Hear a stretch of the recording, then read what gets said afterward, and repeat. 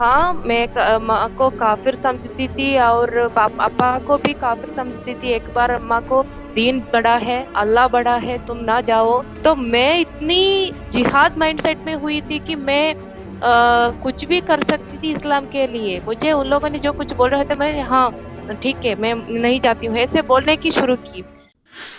युद्ध और बलिदानियों के सच्चे किस्से अक्सर वही लोग सुना पाते हैं जो युद्ध जीतकर जिंदा घर लौटे हो।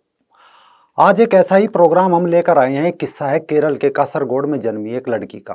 उस लड़की का जो समझती थी कि उसका धर्म गलत है और दूसरों का मजहब ठीक है।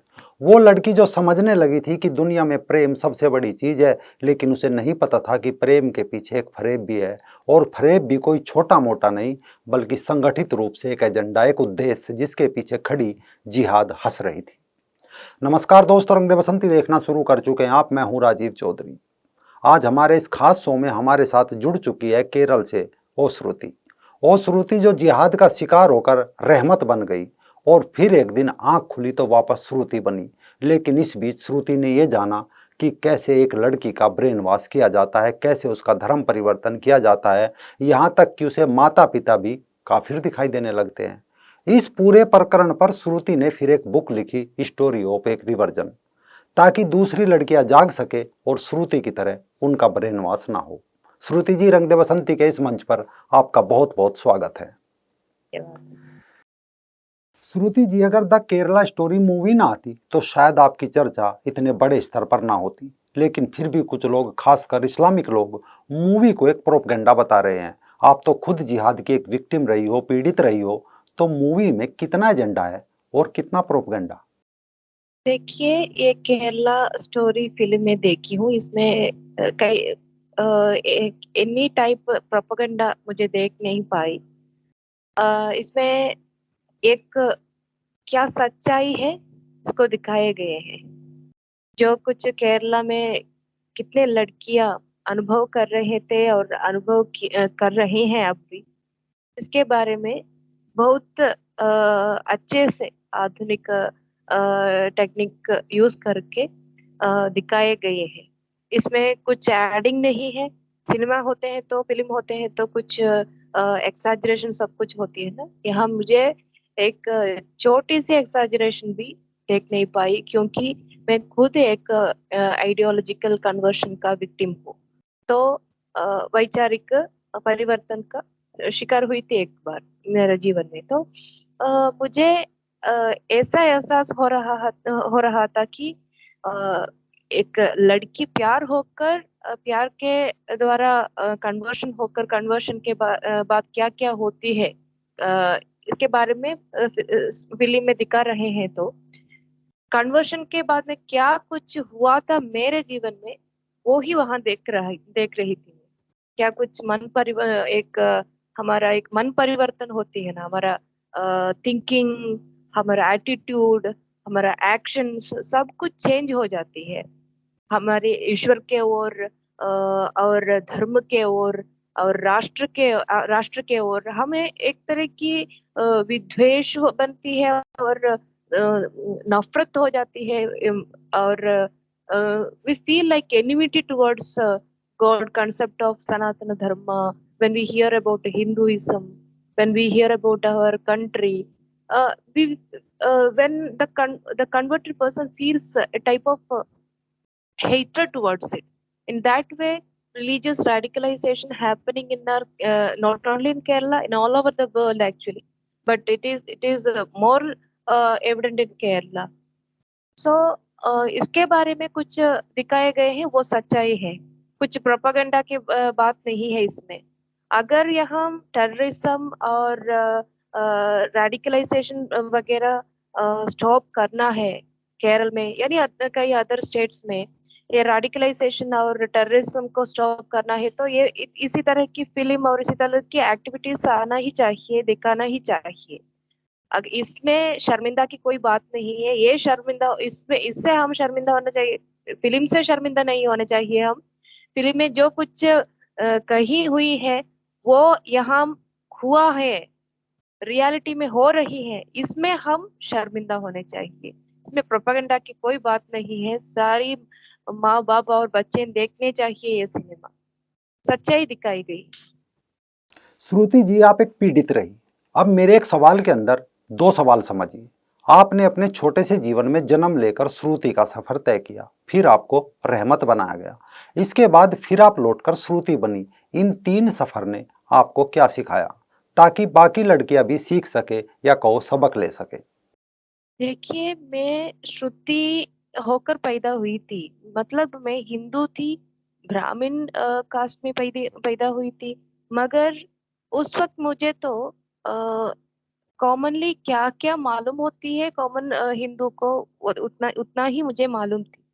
रिचुअल्स होती है हिंदू सुनकर मैं ना जी रही थी। मैं ब्राह्मण सुनकर, हम ब्राह्मण है, हम हमारा ये रिचुअल होती है, हमारा ये क्रम होती है, ऐसा होती है, वैसा होती है, हम ना ऐसा ना करना है, लड़कियां ऐसा ना करना है हमारे कास्ट में, ऐसे करके मैं सुन रही थी उस दिनों में, उन दिनों में। तो मुझे हिंदुइज्म के बारे में ज्यादा कुछ नहीं मालूम था। जो कुछ हम हिंदू, मतलब मुझे, मेरे लिए वो सर्टिफिकेट में हम रिलीजन के कॉलम फिल करते हैं, भरते हैं ना, तब मुझे हाँ मैं हिंदू हूँ ऐसे मैं सोच रही थी। अदरवाइज मुझे हिंदू के बारे में कुछ क्या होती है हिंदुइज्म, हिंदू धर्म मतलब क्या होती है, और ये मत है या धर्म है, ऐसा डिफरेंशिएशन इसके बारे में कुछ भी नहीं पता था।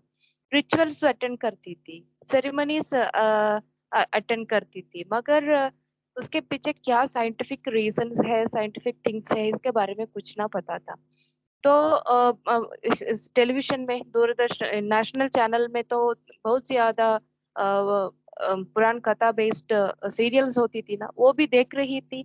जब गणपति को देखती थी, और अ, अ, क्या बोलूं, कई देवताओं के मुंह देते ही मुझे ऐसा लगता, कई सवाल आती थी मन में बचपन में ही, मगर मुझे उसके सवाल किससे पूछूं, कैसे उसके जवाब ले सकूं, इसके बारे में पता नहीं था। मैं अप्पा अम्मा से पूछूं तो उन लोगों को भी ज्यादा नहीं पता।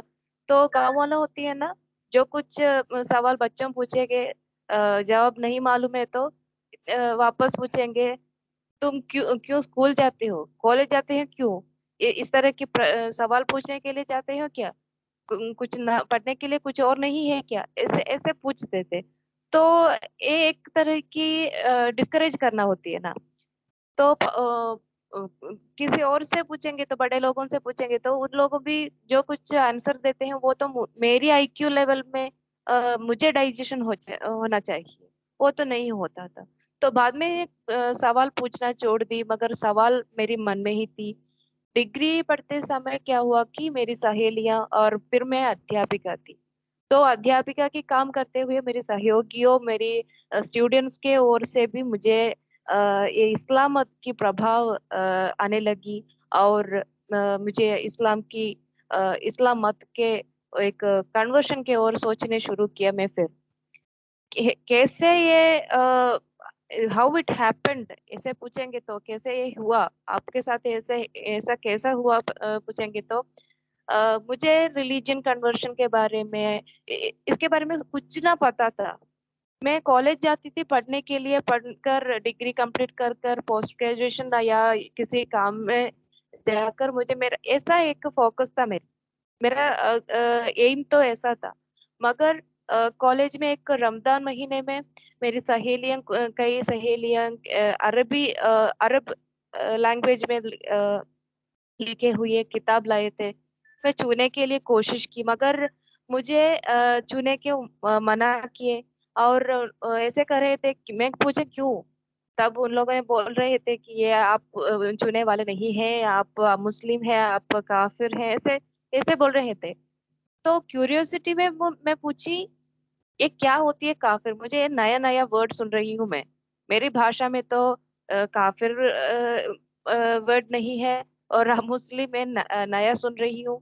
मैं पूछ रही थी कि ये क्या होती है मुस्लिम, ये क्या होती है काफिर, वहां से शुरू है एक्चुअली। ताकि उन लोगों को पता चल गया मुझे कुछ भी नहीं मालूम है उन लोगों के मत के बारे में। तो बहुत अच्छा हुआ। फिर उन लोगों ने क्या किया, मेरे धर्म के बारे में सवाल पूछने शुरू किए। जो कुछ सवाल बचपन में ही मेरे मन में आती थी, तो मुझे जवाब दे नहीं सकती हूँ ना, तो फर्स्ट मैं अवॉइड करने शुरू किया, मगर सवाल वहां ही रुकने शुरू की। सवाल बार बार मन में आने शुरू किया और उसके जवाब भी नहीं। ऐसे सवाल से ऊपर सवाल पूछने लगे तो मुझे कंफ्यूजन होने लगा। जो कुछ सिनेमा में दिखा दिखा रहे थे, वो केरल स्टोरी में, वो तो आसिया नाम की कैरेक्टर दोस्तों से सवाल पूछते ही उन लोगों ने कंफ्यूज हो जाती थी। तब वो सीन देखते ही मुझे मेरी वो डिग्री टाइम याद आ रही थी। मेरी सहेली कैसे सवाल पूछ रहे हैं और कंफ्यूज हो रहे थे। और उस कंफ्यूज्ड स्टेट में क्रिटिसिज्म भी इसके ऊपर। क्रिटिसिज्म अच्छा है, पढ़ने के लिए, ज्ञान लेने के लिए अच्छा होगा, मगर क्रिटिसिज्म जैसा होता था। लोगों ने बोल रहे थे शिवलिंग, एग्जाम्पल बोले तो शिवलिंग, आप शिवलिंग को पूजा करते हो, शिवलिंग क्या होती है आपको मालूम है? शिवलिंग मर्दों का जो ऑर्गन होती है, तो आप मर्दों के ऑर्गन को पूजा करने जाते हैं, उसके लिए मंदिर क्यों जा रहे हो? घर में ही मर्दों है ना, वहां जा ना सकते हैं ना? आपका धर्म तो अच्छा नहीं है। इतनी गंदगी से, इतनी बुरे से क्रिटिसिज्म कर रहे थे कि मुझे ऐसा एहसास हो रहा था कि मैं क्यों इतनी बार्बरिक, इतनी अनसिविलाइज्ड मत में क्यों पैदा हुई हूँ। ऐसे सोचने की मैं ऐसे सोचना ही चाहिए, इसी तरह उन लोगों ने क्रिटिसिज्म कर रहे थे। तो वो क्रिटिसिज्म ज्यादा हो गया मुझे भी। हिंदुइज्म के और एक तरह की हेट्रेड, एक तरह की इंफीरियोरिटी कॉम्प्लेक्स आने शुरू किया कि मैं, मतलब आपको नफरत हो गई थी। हाँ, नफरत हो गई। मुझे हिंदुइज्म छोड़ना ही चाहिए, मैं हिंदू नहीं हूँ। मुझे हिंदुइज्म नहीं चाहिए, मैं हिंदू नहीं बोलना चाहती हूँ। ऐसे करके मेरे मन बदलने शुरू किए। उस वक्त उन लोगों ने उन लोगों के मत के बारे में ऐसे समझाने शुरू किए कि पढ़ चुके थे उन लोगों ने मेरे कैरेक्टर को। मैं हिंदू हो या मुस्लिम, मैं एक व्यक्ति हूँ। एक व्यक्ति को उनके ही एक व्यक्तित्व होती है, कॉन्सेप्ट्स होते हैं। मुझे भी कॉन्सेप्ट्स थी। मुझे बचपन में ही इतना डाउट्स था कि क्यों इतने देवताओं को पूजा करने हैं, एक देवता क्यों नहीं होती है, और इतने ऐसे पूजा क्यों करूं। हम कुछ देता है, अगर हम कुछ देंगे तो देवता प्रसन्न होती है, या हम प्रार्थना नहीं करते, हम कुछ नहीं देते हैं तो देवता प्रसन्न नहीं होती है। इससे क्या मतलब होती है, ऐसे मैं सोचती थी बचपन में। तो इससे अ, इसको मैच होते तरह उन लोगों ने उन लोगों के मत के बारे में, एक ही अल्लाह होता है, अल्लाह के नियम ऐसा होता है, यहाँ दुनिया में इतने गलती होती है क्योंकि अल्लाह के नियम प्रकार, अल्लाह के पसंद के प्रकार नहीं जा रहा है लोग। और इस्लाम में इस्लाम में पर्दा के बारे में, बुर्का के बारे में ऐसा कहा है, या कि महिलाएं ये पहनना ही चाहिए। उन महिला के शरीर अगर कई मर्द लोग देखते तो उन लोगों को सेक्सुअल फीलिंग्स होती है, तो सेक्सुअल फीलिंग्स होती है तो वो प्रोस्टिट्यूशन के तरह होता है। तो वो लड़की ना जाने तो भी वो भी इन्वॉल्व हो जाती है वो प्रोस्टिट्यूशन में। ये सुनकर एक तो साधारण महिला की सोच कैसा होगा, ये आप सोचिए जरा। तो मुझे भी ऐसा एहसास हो रहा था कि मैं डरने शुरू की। अगर ऐसा है तो मेरे बारे में कई लोग क्या सोचते होंगे। मैं तो पर्दा नहीं पहनती हूँ, मेरे शरीर तो मैं, हाँ, मैं साड़ी पहनती हूँ, चूड़ीदार पहनती हूँ, फिर भी मेरे शरीर दूसरे लोगों को दिखा रहे हैं ना, तो क्या सोचते होंगे मैं भी एक सिन कर रही हूँ, ऐसे सोचने शुरू की। तो पर्दा को पसंद करने एक तरह की फोर्स मेरे अंदर से आने शुरू किया कि पर्दा अ, पसंद करे। ऐसे ग्रेजुअली ग्रेजुअली उन लोगों के पैम्पलेट्स और लेखन और वो किताब, स्पीचेस वगैरह मुझे देने शुरू किए। उन सब में मोहम्मद के बारे में, अल्लाह के बारे में और मोहम्मद के पत्नियों के बारे में इतने अच्छे से बोल रहे थे। कोई भी सुने वो सोचेगा कि ये सही है, यही सही है, वो दूसरी सही नहीं है। जाकिर नाइक का स्पीच भी मैं सुन रही थी उस वक्त, और कई अदर इस्लामिक प्रीचर्स का स्पीचेस भी मैं देख रही थी, सुन रही थी। तो वो सुनकर सुनकर नमाज करना शुरू हुई। और एक तरह की पक्का इस्लाम महिला बनने शुरू हुई, काम छोड़ दी। टीचिंग टीचर था ना, काम छोड़ दी क्योंकि दूसरे मर्द लोग मुझे देखेंगे, इसलिए मैं काम छोड़ दी और घर में रूम में ही बैठने शुरू की।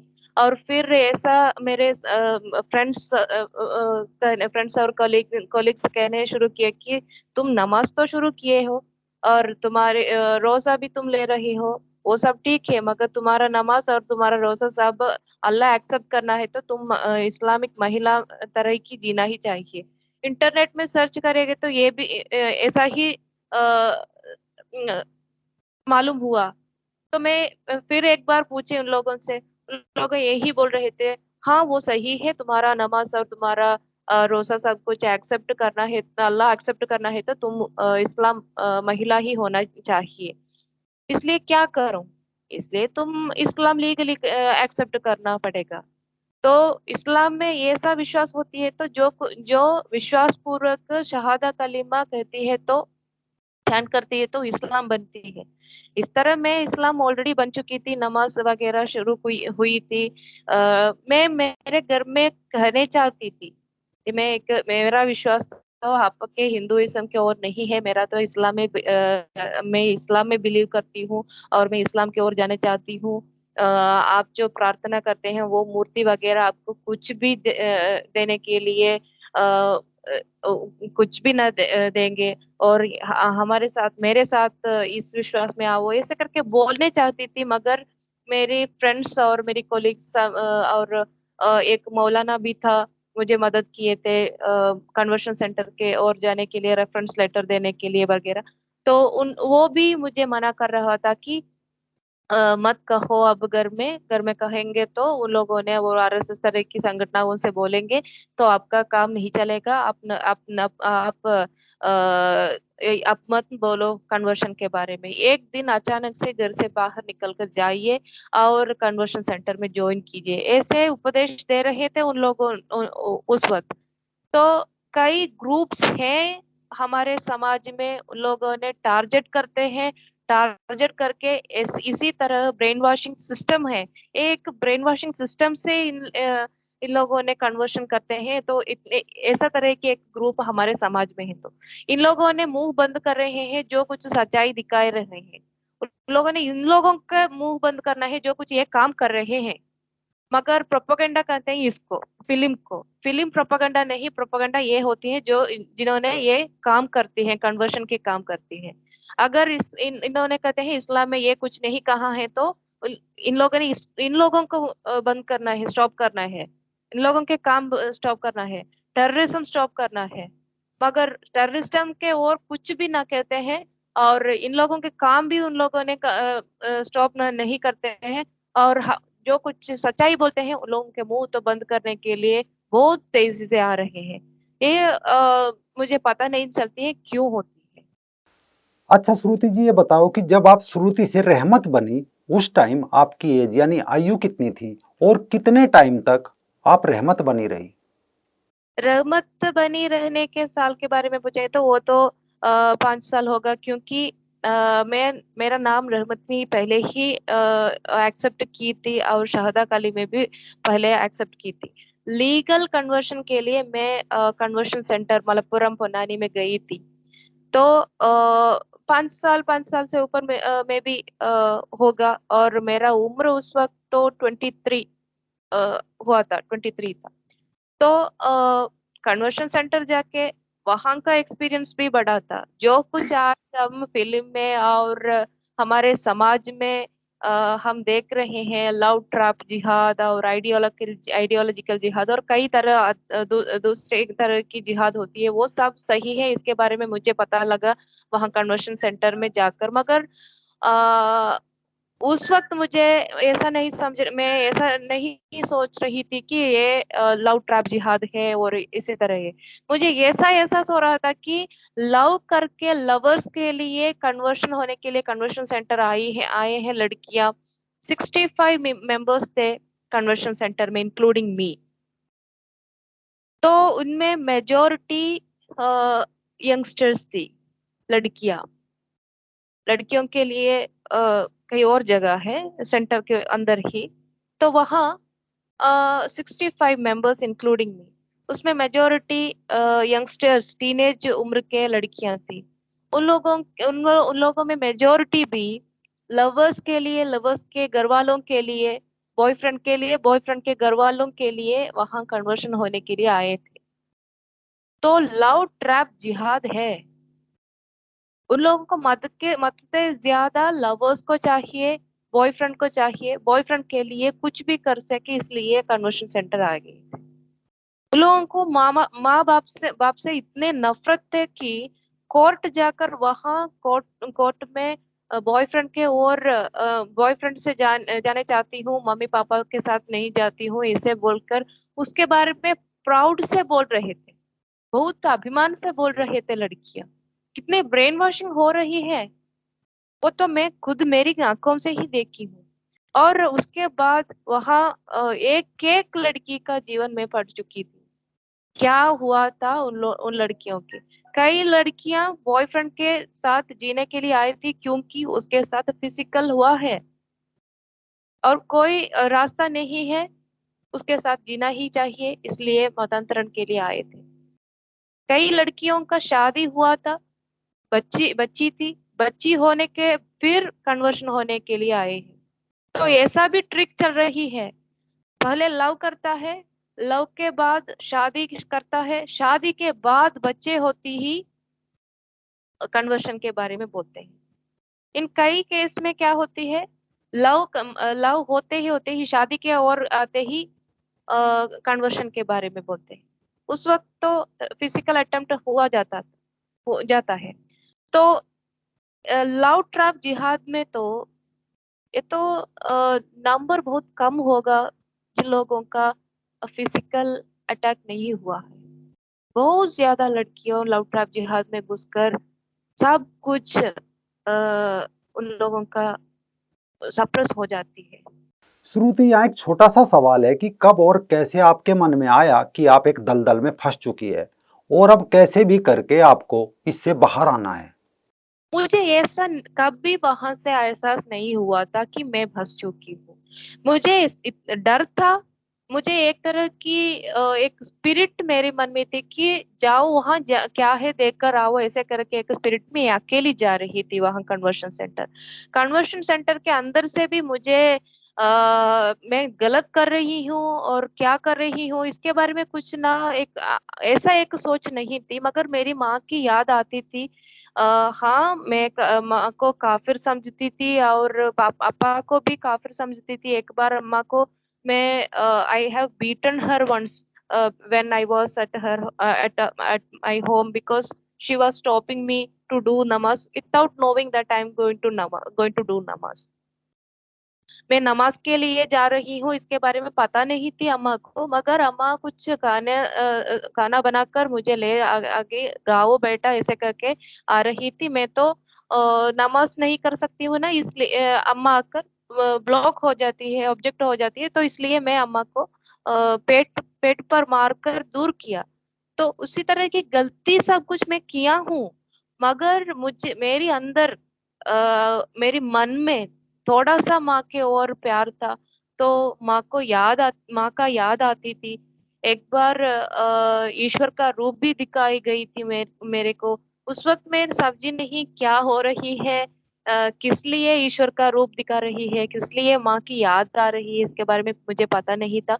फिर पुलिस मेरे अपा तो कंप्लेन किए थे, मैन मिसिंग कंप्लेंट किए थे। तो पुलिस वालों को गांव वालों के वजह से उन लोगों ने वॉच कर रहे थे, गांव वालों वॉच कर रहे थे क्या चल रही है मेरे साथ। मैं अचानक काम छोड़ रही हूँ, स्कूल नहीं जा रही हूँ, और मेरी ड्रेस कोड बदल रही है, बिंदी हटा रही हूँ, और मैं मुंह देख कर ही बात कर रही थी पहले, अब तो सिर नीचे करके बात कर रही हूँ, फेस नहीं करती हूँ, तो ज्यादा मुझे बाहर नहीं दिखा रही है। तो उन लोगों को कुछ डाउट बन रहा था। वो तो डाउट मेरे मिसिंग के बाद उन लोगों को डाउट ज्यादा बढ़ने शुरू किए। उन लोगों ने पुलिस वालों से बोला कि कई कन्वर्शन की डाउट आ रही है, आप कन्वेंशन सेंटर के बारे में आप सर्च करना पड़ेगा, ऐसे करके उन लोगों ने रिक्वेस्ट किए। तो मेरी मोबाइल का सेल नंबर, मोबाइल नंबर नहीं है, मोबाइल फोन का एक नंबर होती है ना, वो नंबर ट्रेस आउट करके मैं किस एरिया में होगी ऐसे उन लोगों ने ढूंढ कर पोन्नानी आकर मुझे वहां से लाने के लिए कोशिश किए। पोन्नानी पुलिस के हेल्प से मुझे वापस लाने सका उन लोगों को। वहां से उन लोगों ने जो कुछ पुनानी लोग होती है ना, वो कन्वर्शन सेंटर के लोग होती है ना, उन लोगों ने मुझे छोड़ा नहीं वहां से। उन लोगों ने बोल रहे थे, एडवाइस कर रहे थे मुझे फ्रीक्वेंटली, तुम मत जाओ उन लोगों के साथ, उन लोगों ने पूजा वगैरह करेगा और ब्रेन वॉश करेगा तुमको, दीन बड़ा है, अल्लाह बड़ा है, तुम ना जाओ। और मम्मी पापा हार्ट अटैक आते ही एक्ट करेंगे, और उन लोगों ने चक्कर होने की होते एक्ट करेंगे, तो मत उन लोगों के साथ मत जाओ, ऐसे करके एडवाइस कर रहे थे। तो मैं इतनी जिहाद माइंडसेट में हुई थी कि मैं कुछ भी कर सकती थी इस्लाम के लिए। मुझे उन लोगों ने जो कुछ बोल रहे थे, मैं हाँ ठीक है मैं नहीं जाती हूँ ऐसे बोलने की शुरू की। मुझे ऐसे भी पढ़ा रहे थे सिखा रहे थे उन लोगों ने कि ये हमारा राष्ट्र नहीं है, और ये तो काफिर लोगों का राष्ट्र है। और हमारा तो सऊदी अरेबिया राष्ट्र तरह की राष्ट्र है, वहाँ मोहम्मद पैगंबर पैदा हुए हैं और उनका कब्र है। तो मुझे तो नफरत है इंडिया के साथ, और मेरे घर वालों के साथ भी नफरत है। तो मुझे जाना की मन नहीं रही थी। तो पुलिस वालों ने कहा मैन मिसिंग केस है, हमें तुम्हें सरेंडर ही करना पड़ेगा, आप आना ही चाहिए। तो मैं एक दो दिन से वापस आऊं, 2 दिन में वापस आऊंगी ऐसे करके लिखकर साइन करने के लिए उन लोगों ने, कन्वेंशन सेंटर के वालों ने बोले। तो मैं साइन करके वहां से आए। फिर मजिस्ट्रेट्स के in front of magistrate also I told the same. वो 2 दिन मेरे जीवन की एक टर्निंग पॉइंट थी, दूसरा एक टर्निंग पॉइंट थी। वो 2 दिन में क्या कुछ हुआ, मैं अब आपके सामने हूँ, बैठी हूँ श्रुति बन के।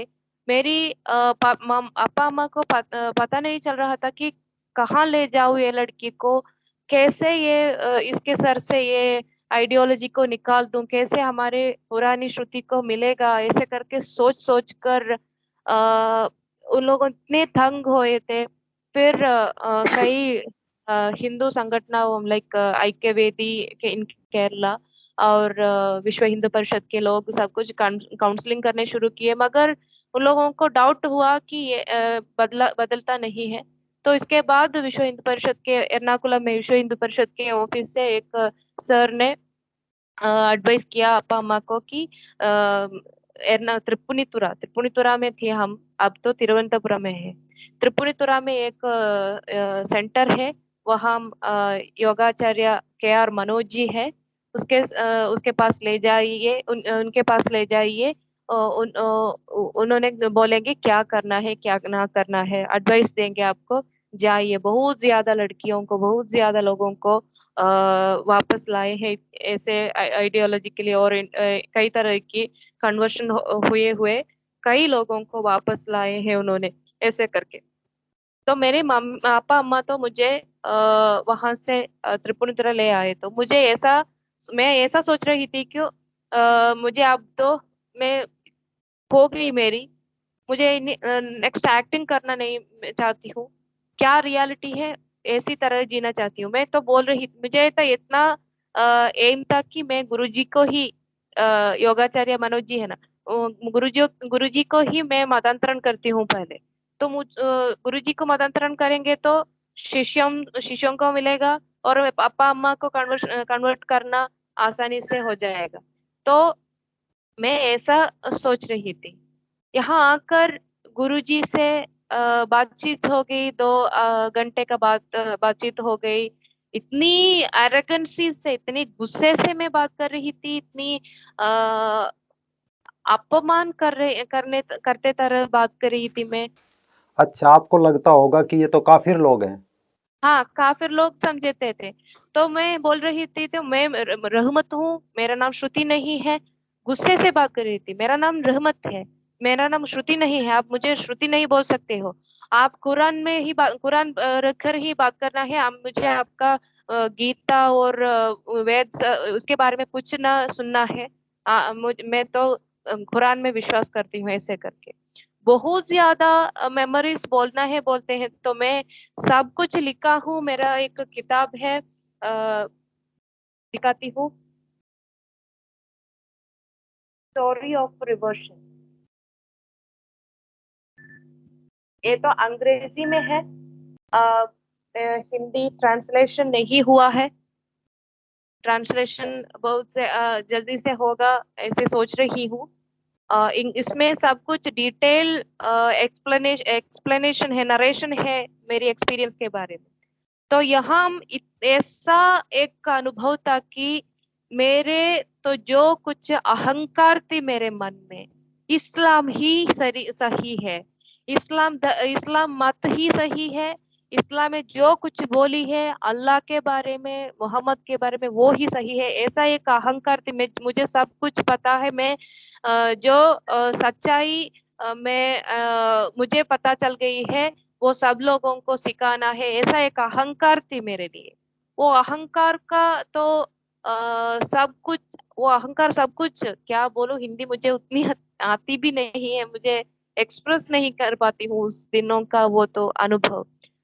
एक एक से वन बाय वन वर्सेस लेके कुरान से ही इतनी आसानी से बोल रहे थे गुरुजी ने थे कि उन लोगों ने बोलते हाँ बिल्कुल हम कुरान रखकर ही बात करें, कर कर कुरान की डिफरेंट डिफरेंट पब्लिकेशन के कुरान रख रहे थे मेरे सामने। तो मुझे ऐसा लग रहा था कि मुझसे भी ज्यादा कुरान पढ़ी है क्या, इतने कुरान है गुरुजी के पास।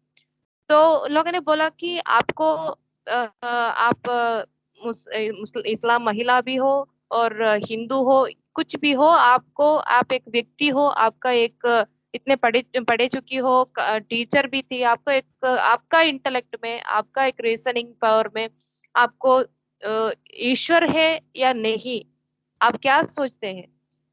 मैं बोली एक शक्ति है, तो उस शक्ति कैसा होना चाहिए आप जरा लिखिए, ऐसे करके बोल रहे थे।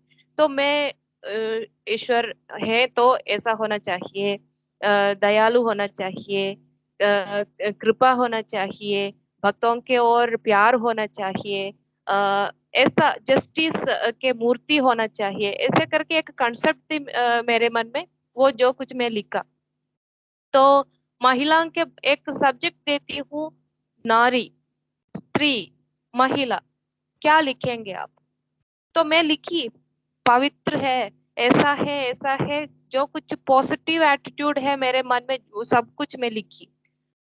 तो उसके बाद गुरुजी ने बोला कि हाँ ठीक है, तो कुरान लेकर चैप्टर नंबर 223 वर्स पढ़ने के लिए बोले गुरुजी ने। तो मैं पढ़कर पढ़कर देखती हूँ, मर्दों से बोल रहे हैं कि you people, you husbands, approach your wives just like a agriculturist approaching his cultivation land।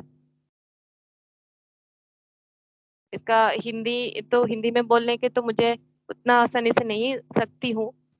अंग्रेजी में इसका मतलब ये होती है, वो कुरान वर्स का मतलब ये होती है। तो इतनी बुरे से, इतनी गंदगी से एक हस्बैंड वाइफ को अप्रोच करना है, कैसा बच्चों को पैदा करे, तो वो पत्नी को क्या पसंद है क्या पसंद नहीं है इसके बारे में ना सोचो। ये लिखा है होली कुरान में। हाँ, सही कहा आपने। कुरान में औरत को पुरुष की खेती ही कहा जाता है। हाँ गेती है, स्त्री पुरुष का गेती है। तो ये लिखा हुआ है होली कुरान में। कुरान है तो वर्सेस फ्रॉम अल्लाह कहते हैं। अल्लाह देवता है, एक ही देवता है। तो ये एक ही देवता सब कुछ को सृष्टि कर रहा है। तो महिलाओं के लिए एक नियम, मर्दों के लिए दूसरे एक नियम क्यों दे रहा है, कंफ्यूज हो रही थी मैं जब गुरुजी इसके बारे में पूछ रहे थे। इसके ऊपर वापस वर्सेस पढ़ने के लिए बोल रहे हैं। सब वर्सेस मुझे ऐसा लग रहा थी कि मैं क्या 2013 में हूँ, और ये जो कुछ लिखा है तो साल साल पहले का है, जो 6th और 7th सेंचुरी में लिखा हुआ है। अब तो साइंस इतना डेवलप हुई है, और मैं अब क्यों ये पढ़ रही है, ये इतनी फूलिश लिखा है। तो ये क्या होती है, ग्लोब शेप होती है, ग्लोब का शेप क्या होती है, ओवल शेप होती है, मगर इसमें लिखा है लाइक जस्ट लाइक मैट। ठीक है, आपने कुरान में पृथ्वी को चौकोर ही बताया गया है। हाँ, चकोर है। तो ऐसे क्यों लिखा है, एक जगह में नहीं, 15 जगह में लिखा है। तो साइंस क्या फूलिश होती है, साइंस इतनी डेवलप हो गई है। तो मुझे totally I was getting confused again, क्या हो रही थी मेरे साथ, क्यों ऐसा हो रही थी। मुझे इतनी इतनी शेम फील रही थी कि मैं जो कुछ किया है इस्लाम के लिए, इस्लाम के वजह से, इस्लाम सही है कहकर मैं जो कुछ शिवलिंग को थूकना, और शिवलिंग को देखकर थूकना, शिव जी का रूप देखकर थूकना, टेम्पल जाके थूकना, अम्मा को मारना, इतने गंदगी काम कर रही थे। ये आइडियोलॉजी के लिए कर रही थी क्या, ऐसे करके सोच कर मुझे इतनी मेंटल प्रेशर आ रही थी कि मैं, अगर उस वक्त गुरुजी मुझे यहाँ से छोड़कर मैं घर वापस जाती, तो मेरे माँ अपा अम्मा मुझे ले जाते थे, तो अपा अम्मा भी मेरे साथ थे उस वक्त। अगर उन लोगों ने हाँ इसे, ये बदल गई कहकर मुझे यहाँ से ले जाए अगर उन लोगों ने ले जाए, तो मैं आत्महत्या या वापस इस्लाम, ये दो ही रास्ता बाकी थी। क्योंकि इस्लाम, क्योंकि मैं इतनी पाप कर चुकी हूँ, और मुझे जीने का क्या हक है, ऐसा ही जीना चाहिए, ऐसा सोचता। और आत्महत्या, ऐसा एक सोचता। मगर ईश्वर मुझे छोड़ा नहीं, मेरी गुरु मेरे मेरे हाथ छोड़ा नहीं। मेरे गुरु मेरे हाथ में ऐसे पकड़े, तो उन लोगों ने ऐसे उपदेश दे रहे थे कि तुम अकेली नहीं हो, हम सब तुम्हारे साथ हो, ईश्वर तुम्हारे साथ हो, तुम बची हो अब, तुम सेव हो, अब सेफ जोन में हो, तुम्हें कुछ ना हुआ है।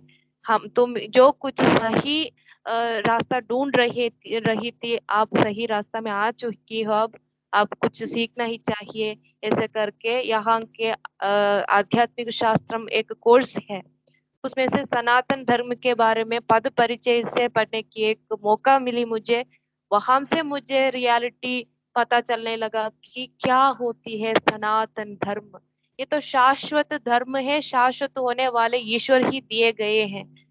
और ईश्वर के नाम में एक ही धर्म हमारे ये सारी दुनिया में है, वो सनातन धर्म होती है। एक ही धर्म सिखाती है, लोका समस्ता सुखिनो भवन्तु। एक ही धर्म सिखा रहे हैं, वसुदैव कुटुम्बकम, हम एक, सब लोग एक ही कुटुंब होती है, एक ही फैमिली होती है। ये सब कुछ हमारे धर्म ही सिखाते हैं। जो कुछ मैं सच्चाई समझती थी, वो तो एक आदमी से बना हुआ मत थी। वो तो क्या बोलूं, मानव का बुद्धि के और रीजनिंग पावर के ओर देकर हंसी उठा रही है। इसी तरह की आइडियोलॉजी थी, मैं बिलीव करती थी। अब तो रियलिटी आ गई, मुझे साधना सिखाई, और मैं साधना साधना करने शुरू की। एक तरह की काम एक तरह की कामनेस फील हो रही थी, पीस मुझे, समाधान संतोष क्या होती है इसके बारे में, खुशी क्या होती है, संतृप्ति क्या होती है, इसके बारे में मुझे धीरे धीरे से पता चलने लगा। मुझे ऐसा एहसास होने लगा कि हाँ, ईश्वर ही मुझे वापस आने के लिए एक मौका दिए गए हैं, अनुग्रह दिए गए हैं। तो मैं क्या, मैं अब तो एक सेफ जोन में हूँ। उस वक्त मैं सोच रही थी, गुरुजी इतने बड़ा काम कर रहे हैं, मेरे तरह के जितने लोगों फंस गई हैं वो टैक्टिस में, वो कन्वर्शन सेंटर में ही 64 मेंबर्स, इंक्लूडिंग मी 65 मेंबर्स हैं, तो कितने लोगों कन्वर्ट हो रहे होंगे, कितने लोगों को कितने लोगों मिसगाइड हो रहे होंगे।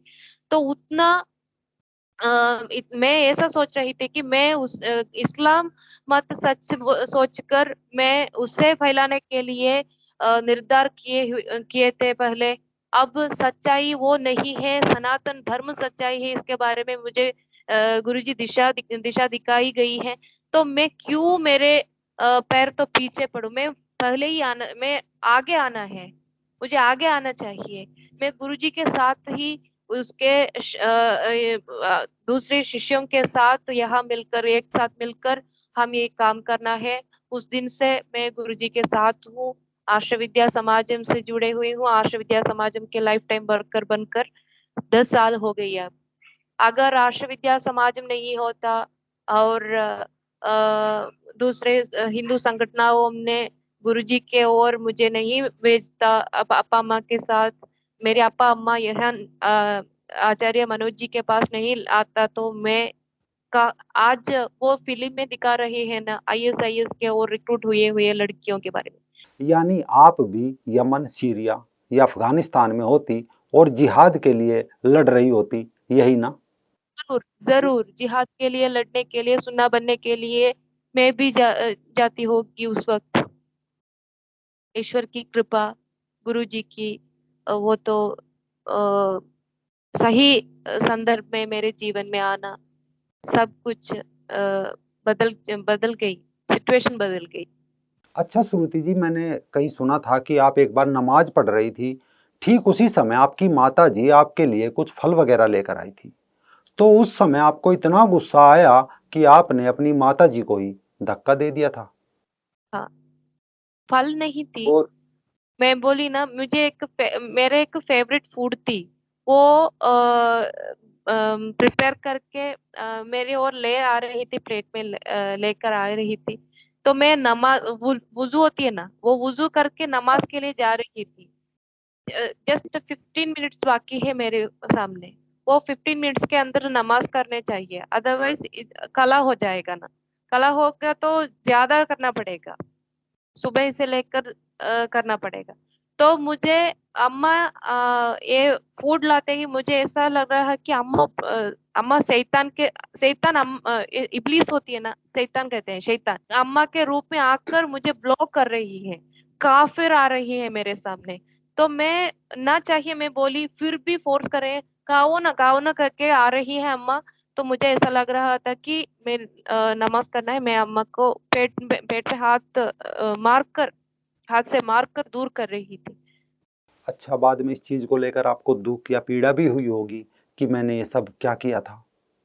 उस वक्त ना हुआ, क्योंकि अल्लाह के लिए कर रही थी ना। कि मेरा रोल मॉडल था, मोहम्मद था। मोहम्मद के क्या बोलो, माँ बाप के लिए प्रार्थना भी ना कर रहे थे। मैं हदीस में पढ़ा हूँ, मोहम्मद माँ बाप के लिए प्रार्थना नहीं कर रहे थे क्योंकि उन लोगों ने काफिर थे। मोहम्मद है ना, इस्लाम मत लाए हुए आदमी, हाँ, मोहम्मद के माता पिता भी काफिर थे, यही सिखाया जाता है। काफिर थे। तो मोहम्मद प्रार्थना नहीं कर रहे थे, मतलब then why I should have pain on beating my mother. Shruti ji, मेरा एक अंतिम सवाल है कि आप केरल की या साथ ही इस देश की या बाहर रहने वाली लड़कियों के लिए क्या संदेश देना चाहेगी, जो इस दलदल में धंस चुकी है या आगे धंसने जा रही है? देखिए, हमारे हिंदू समाज में, हमारे सनातन धर्म के समाज में इतनी कन्वर्शंस और कई तरह की प्रॉब्लम्स हमें फेस करना पड़ता है, क्योंकि 3 प्रधान कारण होती है।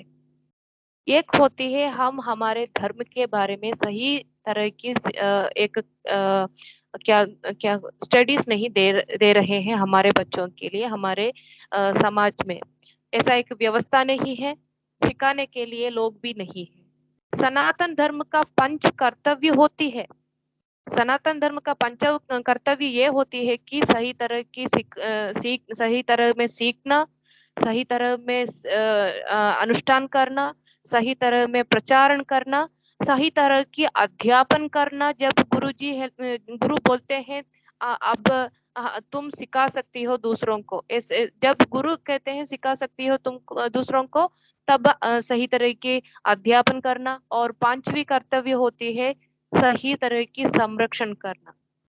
ये 5 तरह की कर्तव्य सनातन धर्म की ओर सारी एक सनातन धर्मी को है। मगर वो 5 तरह की कर्तव्य करने के लिए कुछ सीखना चाहिए ना।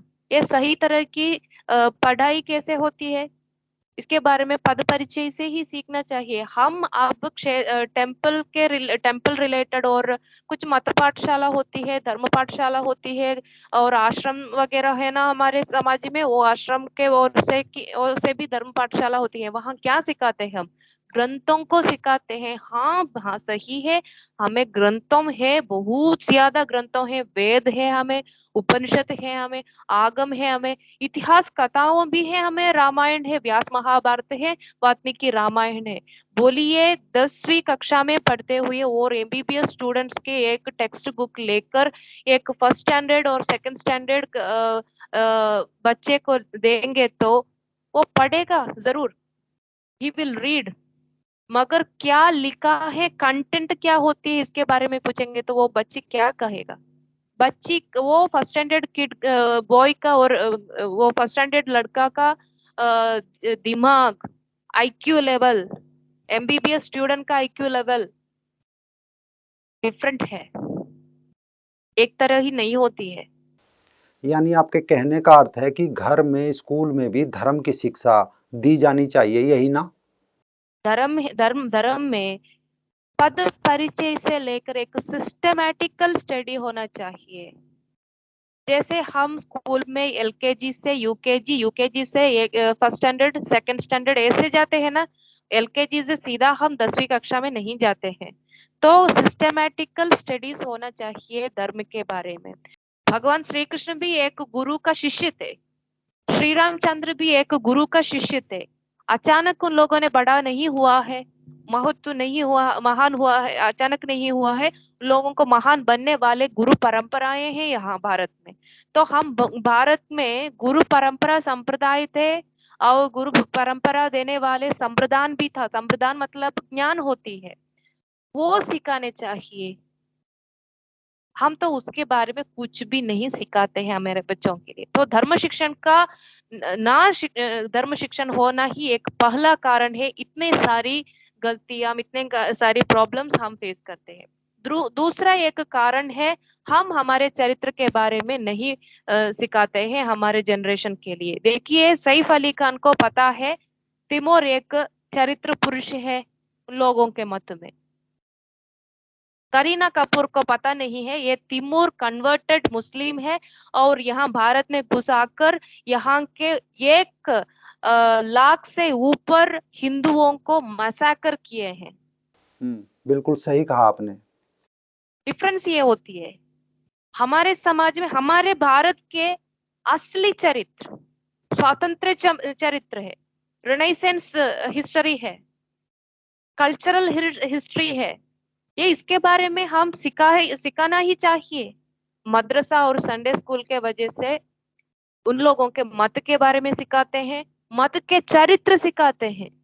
हम हमारे धर्म सिखाना है, हम हमारे धर्म की, हमारे राष्ट्र की चरित्र सिखाना है। ये दोनों एक इम्पोर्टेंट रीजन होती है। तीसरा रीजन ये होती है कि हमारे समाज में जो कुछ, हमारे ये दुनिया में जो कुछ हो रही है, इसके बारे में हमारे जनरेशन को नहीं पता है।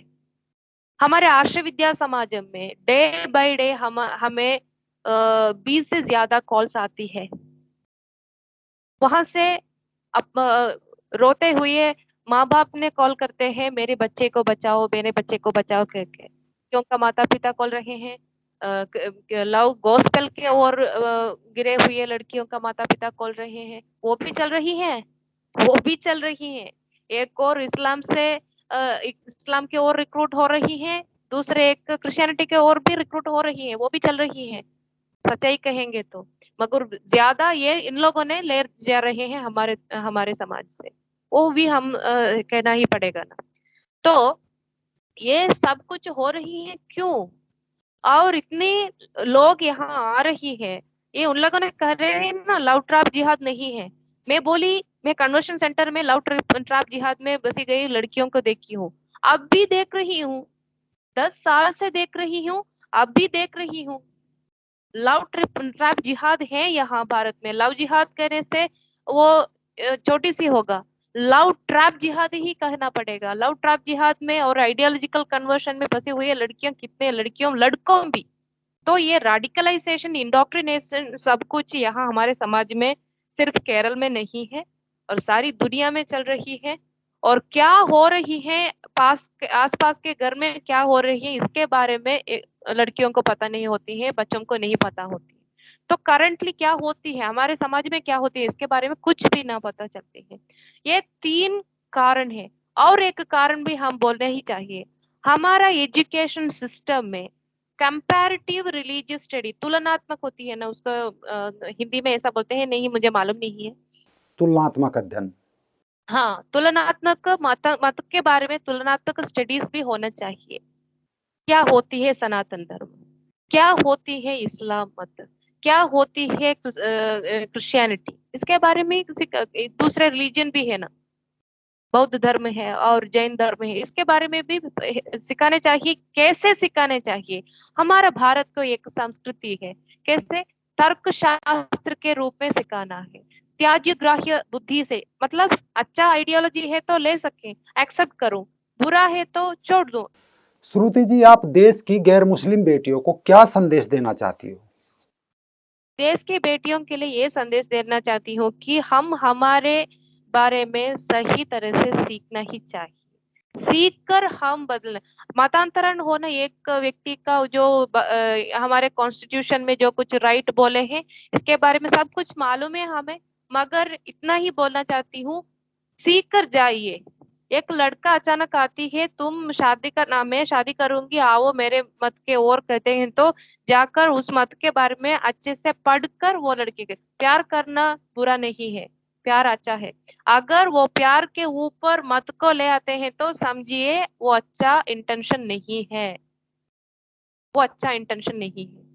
श्रुति जी, आपने हमारे रंग दे बसंती के दर्शकों को जो अपना मूल्यवान समय दिया, उसके लिए आपका बहुत बहुत आभार। धन्यवाद जी, मुझे भी ऐसा एक, मैं आशा विद्या समाजम की ओर से धन्यवाद करने चाहती हूँ, क्योंकि मैं अब जी रही हूँ और मैं आपसे बात कर रही हूँ, ये वीडियो देखने वाले लोगों से भी बात कर रही हूँ, क्योंकि ये समझता है मुझे एक माँ नहीं है, मुझे दो माँ है।